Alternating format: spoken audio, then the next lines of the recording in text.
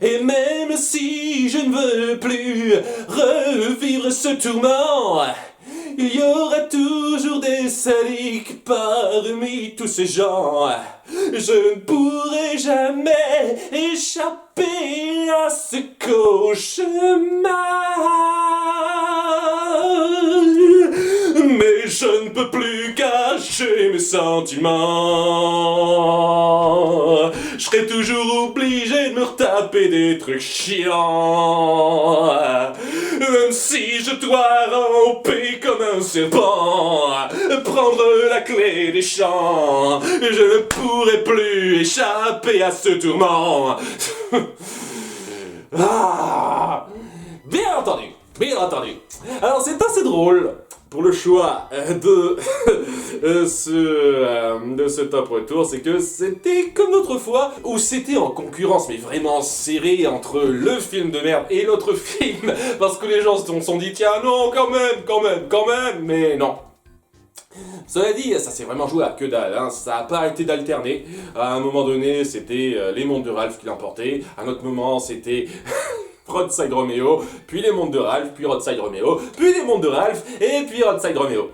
Et c'est pas impossible, avec les quelques jours qui restent entre le moment où je tourne ce top retour et le moment où il finira par être publié, et que, ça retombe sur les mondes de Ralph. À ce moment-là, je suis désolé, hein. Faut bien que j'enregistre cette vidéo à un moment ou à un autre, hein, quand même. Et bon, si j'avais le temps, ce qui n'est pas le cas si vous avez suivi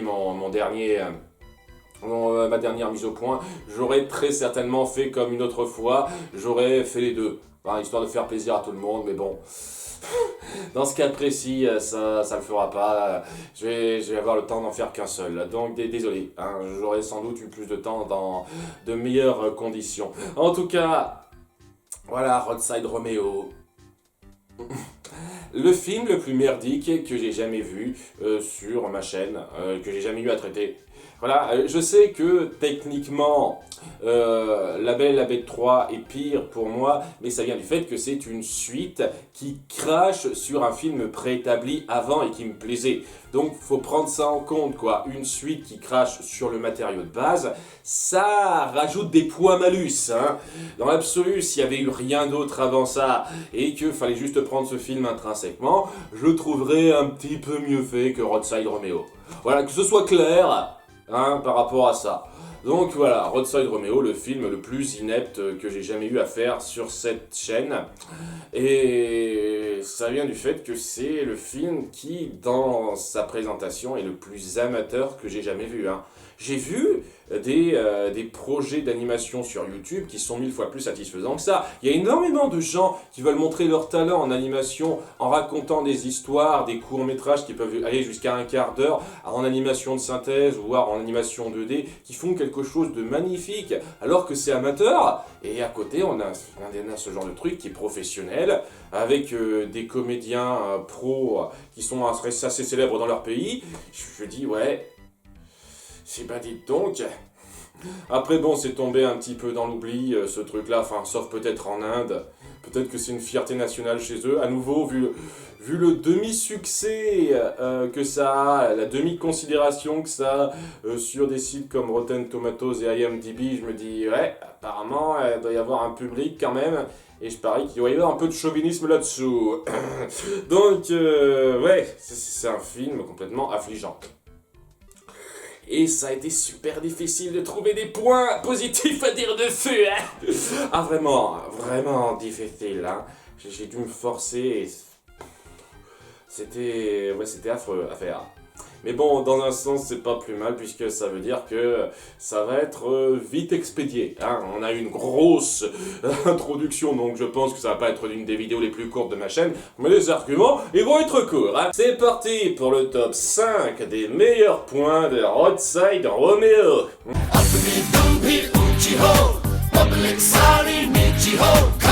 Numéro 5, les réactions des Charlie's Angels. Bon... J'aime pas les personnages particulièrement, ce sont juste des personnages de décor qui existent et sur lesquels on fait pas mal de gags assez pourris à la Matrix parce que c'était super original à l'époque. Vraiment, ce film est sorti à la fin des années 2000, c'était déjà complètement usé à la moelle ce genre de référence de merde.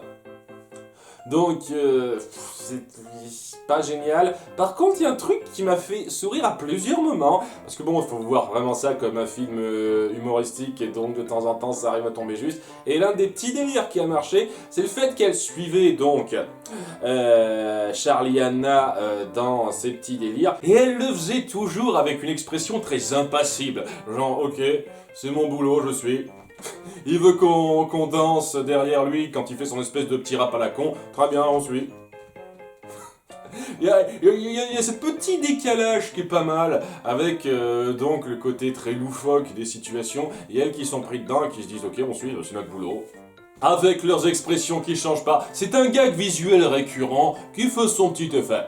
Dans le même genre, numéro 4, un jeu de rôle qui fonctionne un peu sur sa fin. Oui, je trouve que le côté « je me déguise pour que tu crois que je sois une autre », c'est éculé, que ça n'a pas été fait avec la plus grande des intelligences ou quoi que ce soit. Mais j'avoue que le final m'a fait pas mal sourire et m'a pris un petit peu au dépourvu. Parce que voilà, la chatte qui veut être un chien, toujours bizarre pour moi, finit par se lâcher complètement et lui balancer ses 4 vérités. Entre guillemets, c'est juste des trucs sur le physique parce que voilà, hein, on peut pas être en tant soit peu subtil dans les critiques qu'on fait aux gens. Elle fait ça, on croit une seconde qu'elle va se faire choper, et ben non. Elle est totalement partie dans son délire, donc elle fait même pas gaffe à ce qu'elle fait et elle va jusqu'au bout sans se faire repérer avec une fin donc assez étonnante, assez détonnante, qui m'a fait pas mal sourire. Là aussi, quoi, l'humour est majoritairement à chier dans ce film. C'est de l'humour bas de plafond, complètement naze, très majoritairement. Mais il y a ces petits moments où ça arrive à faire un tout petit peu mouche, qui sont presque négligeables, mais pas totalement tout à fait. Donc c'est pour ça que je les compte. Voilà, ce moment de jeu de rôle, il passait bien. Numéro 3, l'idée de base de l'intrigue. On entend souvent dire de la part de certaines personnes que le plus important c'est pas le scénario mais comment il est raconté. Et comment est raconté le scénario, c'est très important. Cela étant, si on part d'un scénario sans intérêt, il faut vraiment faire des efforts démesurés pour arriver à le rendre particulièrement intéressant. Donc je pense que quand même la base de scénario doit avoir un propos intéressant de base. Hein, et à ce moment-là, il faut bien raconter ça. Alors, un truc que fait ce film, c'est qu'il raconte super mal son scénario, son intrigue, hein, en la rendant quasiment inintéressante, mais ça ne veut pas dire que de base, elle est totalement inintéressante. En fait, je trouve ça assez osé dans un film qui se veut un peu familial, quoi, un dessin animé familial, de faire ce genre de cas de manipulation, en fait. C'est un petit peu à la théâtre de vaudeville, j'ai envie de dire, où on doit faire croire à une espèce de chef mafieux qu'on est avec lui pour essayer de sauver sa vie, en fait. C'est ce genre de petite manipulation qui doit se faire, où ce type est tellement craint qu'il faut pas l'énerver, sinon ça va mal, et donc on essaye de lui faire croire qu'on est de son côté, qu'on gère les choses pour lui, en ayant d'autres envies en tête. L'idée est très bonne. Et honnêtement, ce genre de pièce de théâtre que je verrais très bien être faite et être rendue de façon très sympathique, avec une bonne écriture, un bon rythme, etc. etc. Et malheureusement, il n'y a pas ça. Il n'y a pas une bonne écriture autour, le rythme est à chier, la narration, la façon dont s'enchaînent les choses, c'est n'importe quoi. Mais l'idée est bonne. Vraiment, l'idée de base est bonne et ça change des films animés habituels qui racontent une espèce d'épopée plus ou moins importante où c'est vraiment les héros qui doivent échapper aux méchants en se montrant braves et courageux, tout ça. Là, ça change d'habitude. Ça aurait été beaucoup plus intéressant si on avait bien fait ça, si ça a été mieux raconté, c'est évident. Mais c'est quand même un peu notable de voir que ça sort des sentiers battus de ce que ce genre de récit peut raconter. Hein, ce genre de récit de film animé qu'on essaye de rendre familial. Donc c'est cool de voir que l'idée de base est pas mal. Bon, ça aurait été largement plus cool que tout ce qui a été développé autour de cette idée de base soit bien fait. Malheureusement, c'est pas le cas, mais au moins je peux pas dire que au départ, ça part pas d'un concept qui est inintéressant. Et ça nous change. Après, c'est pas parce que ça nous change que ça devient génial, clairement pas. Numéro 2, une partie des chansons. Oui, sans compter celle-là. Romeo, Romeo, Romeo. Ouais, je l'ai toujours en tête, cette merde. Sans compter cette chanson-là, et une ou deux exceptions près qui sont pas super géniales de mon point de vue, on a une majorité de chansons qui sont pas mal à écouter. En termes de paroles, ça vole pas très haut, mais en termes de vocalise, en termes de rythme, en termes d'air, ça fait parfaitement le café, ça s'entend bien, c'est assez entraînant. Hein. Si je m'écoute ça, mais vraiment sans images, etc., en fond, bah, ça va. Hein. Ça me donne un petit peu le rythme et tout, ça va. Donc, ouais, je peux pas nier qu'il y a ce petit talent de composition qui est là. C'est un petit peu la coutume à Bollywood de faire ce genre de films musicaux. Hein. C'est un peu leur truc, hein. Ils sont connus en grande majorité pour ça. Et souvent, ils composent des chansons qui s'écoutent bien. Ça, c'est un truc, hein. On peut pas retirer ça au cinéma de Bollywood. Hein. J'aime beaucoup le jeu qui a été fait, ne serait-ce que sur la chanson de Leila en milieu de film, où on a plusieurs vocalistes qui se marient bien. Et on montre que, bon, on a des gens qui savent bien chanter dans l'eau, donc ouais, ça va. Honnêtement, en termes de musique pure, ça s'écoute bien. Et enfin, numéro 1, Leila en partie. Voilà, c'est le seul personnage pour lequel j'ai un petit peu d'attache dans le film. Les autres, soit ce sont des gimmicks, des parodies grasses et sans intérêt, soit ce sont des connards sans intérêt non plus, hein. Je veux dire, Roméo, c'est un gros trou-duc au bout du compte. Et son évolution est super mal foutue au sein du film. Ce qui fait que je suis vraiment pas pris dans le personnage. Hein. Juste envie de lui coller des pans, c'est tout. Hein. Voilà. Donc, ouais, les personnages sont pas géniaux. Il y a que Leila qui arrive un tout petit peu à me faire plaisir à suivre. Parce qu'elle a quelques réactions qui sont totalement légitimes. Et une personnalité, quand on lui donne le temps de s'afficher un petit peu, qui est un peu attachante. Je veux dire, au moment où Roméo essaye de la draguer, elle dit nanana, on s'embrasse pas tout de suite, on se connaît à peine. C'était cool, on a dansé ensemble. Mais on va peut-être attendre de se connaître un petit peu. Au moment où Roméo veut la draguer, insiste un petit peu, on sent qu'elle est assez espiègle dans sa façon d'amener la chose, parce qu'elle sait que Charliana a des vues sur elle, et donc elle le met au défi de se montrer sur scène. Elle est assez espiègle à ce niveau-là, pour se débarrasser un petit peu du mec qui est insistant. Et c'est lorsque le mec se montre courageux au point de braver Charliana parce qu'il en pince vraiment pour elle, qu'elle commence à être impressionnée. Une réaction assez légitime par rapport à ça. Je trouve qu'en termes de personnalité, ça va. Et le moment où il se rend compte qu'elle l'a un peu trahi en essayant de la maquer avec Charliana, elle le prend mal et elle lui donne une claque, c'est totalement légitime. C'est bien cherché ça, ça va quoi, le personnage, j'arrive à m'identifier à elle une grosse partie du temps. Parce qu'il faut bien qu'on soit d'accord, c'est pas tellement le cas tout le temps. Hein. Par exemple, le moment où, juste après être revenu de chez Charliana, elle ne s'inquiète pas une seule seconde de comment il a fait pour s'en sortir. Je trouve que c'est un petit peu fort de café. Hein. Elle est plus intéressée par devenir sa Leila à ce moment-là. Et ouais, à la fin où on parle pour elle, pour qu'elle se réconcilie avec Roméo, c'était malvenu, quoi. Il fallait que ce soit elle qui intervienne et pas Charliana qui parle à sa place, quoi. Ces moments-là sont assez gonflants, quoi. Elle a des moments gonflants, mais majoritairement des moments où on arrive à comprendre son point de vue et où elle est un tout petit peu attachante, et c'est la seule du lot qui arrive à avoir ça pour elle.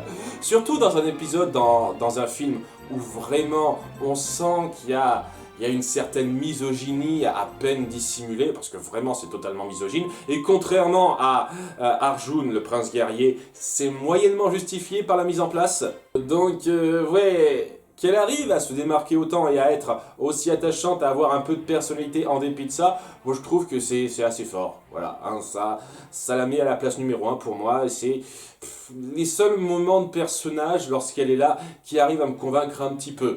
Alors que le reste du temps, c'est complètement stupide. Donc, chapeau bas pour arriver à faire un tout petit peu quelque chose de bien dans cette avalanche de merde, quoi. Mais bon, comme vous l'avez vu, c'est pas des grands points sensationnels ou qui vont très loin. Comme je l'ai dit, c'est le film le plus inepte que j'ai vu sur cette chaîne. Et j'ai vraiment rien de grandement bien à en dire au bout du compte, à part les points que je me suis un peu forcé à trouver. Donc, j'arrive vraiment pas à comprendre comment ce truc-là arrive à pas être aussi mal vu que d'autres. Mais bon, ça vient du fait, une fois de plus, que c'est pas aussi connu, et donc c'est vraiment un public un petit peu spécial qui est touché. Hein, je vais pas aller plus loin que ça, je vais pas cibler une certaine catégorie de gens une fois de plus, mais voilà, c'est un film. Vraiment, je suis sur le cul que Disney ait attaché son nom à ça. Autant Arjun, je trouve que ça va. Vraiment, hein, c'est un produit de son pays, donc on sent un petit peu la culture du pays, mais honnêtement, je peux comprendre très bien que Disney donne son aval pour ce genre de récit. Pour Roadside Romeo, ça me sidère, ça me sidère. En tout cas, c'est terminé. Pour le prochain top retour, ce coup-ci, c'est à décider en sondage. Seulement, ça va être peut-être un petit peu difficile, puisque YouTube a supprimé les sondages sur leurs vidéos, parce que ça ne se faisait pas assez. Oh, excusez-moi de faire partie des rares personnes qui essayent d'utiliser vos outils. Le plus important, c'est que, quel que soit les problèmes qu'on a, on pourra toujours s'arranger. Alors d'une part, soit je pourrais vous faire un sondage, mais sur les commentaires généraux de la chaîne, peut-être que ce sera gardé, ça, j'espère.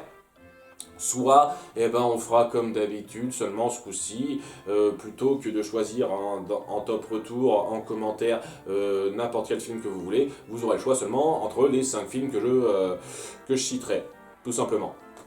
Donc voilà, hein, on verra selon, hein, je vous préciserai ça en commentaire de la vidéo lorsque elle sera publiée par rapport aux fonctionnalités auxquelles j'ai accès. En tout cas, j'ai perdu suffisamment de temps là-dessus, on va repartir sur un vieux concept que j'arrête pas de remettre sur le tapis, c'est-à-dire compléter une franchise. Voilà, il y a des franchises qui ont été bien entamées et auxquelles il ne manque plus qu'un seul film pour être complété. C'est parti, hein. Alors pour commencer Tarzan 2, voilà, j'ai fait Tarzan 1, Tarzan 2, c'est pas la première fois, ça va être beaucoup de redites, hein. Ensuite, pour continuer, Cendrillon, voilà, j'ai fait Cendrillon 2 et 3, il manque le premier. Ensuite, La Petite Sirène 3, j'ai fait La Petite Sirène 1 et 2, j'ai pas fait le dernier. La Belle et la Bête 2, j'ai fait La Belle et la Bête 3 et La Belle et la Bête 1, j'ai pas fait le deuxième. Et enfin, pour terminer, Planes 2, j'ai fait le premier Planes, j'ai pas fait le second. Et une fois de plus, ça me permettrait de gagner de la place, si vous le choisissez celui-là. C'est un détail, c'est un détail. Voilà, choisissez donc soit via un sondage que j'aurais mis quelque part, soit en commentaire, hein, une fois de plus, je sais pas trop, on verra bien. A bientôt pour de futures vidéos, bye.